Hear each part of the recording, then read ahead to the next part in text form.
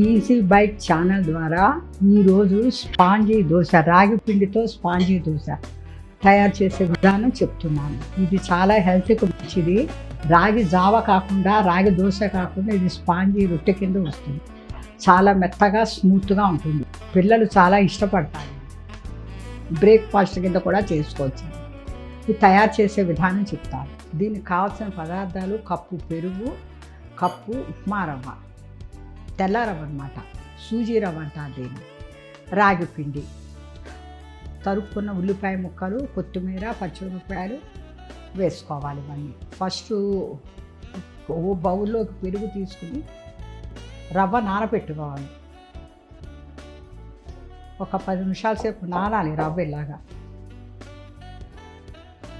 10 నిమిషాల తర్వాత ఇది బాగా నానితే స్మూత్గా వస్తుంది అనమాట. ఇది మిక్సీ చేయాలి. ఇదంతా రాగి పిండి ఇది మొత్తం మిక్సీ చేసుకుని వేసుకోవాలి. పెరుగులో నానబెట్టిన రవ్వ, రాగి పిండి మెత్తగా పట్టుకోవాలి. దోసల పిండిలాగా పట్టాలన్నమాట. ఇది మెత్తగా నానబెట్టి ఇందాక పెరుగులో నానబెట్టినది రవ్వ, ఉప్మా రవ్వ, రాగి పిండి ఒక 10 నిమిషాలు నానాక ఇట్లా మెత్తగా రుబ్బుకోవాలి. గట్టిగా మెత్తగా.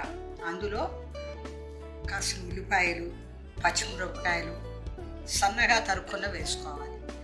కొత్తిమీర, సరపడ ఉప్పు, బేకింగ్ పౌడర్ కూడా వేసుకుంటే మెత్తగా అయ్యి స్పాంజీ దోశ కింద ఉబ్బుతుంది అనమాట. స్పాంజీ ఎక్కువ వేసుకోకూడదు. క్యారెట్ తురుము, కాస్త కారం, బాగా తిప్పుకోవాలన్నమాట. అన్నీ కలిసేటట్టుగా. సోడా, ఉల్లిపాయలు, క్యారెట్, పచ్చిమిరపకాయలు, కొత్తిమీర అన్నీ కలుపుకోవాలి.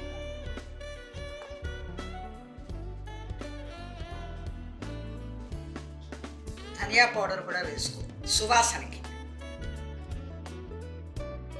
స్టవ్ వెలిగించుకొని కాస్త ఆయిల్ వేయాలి.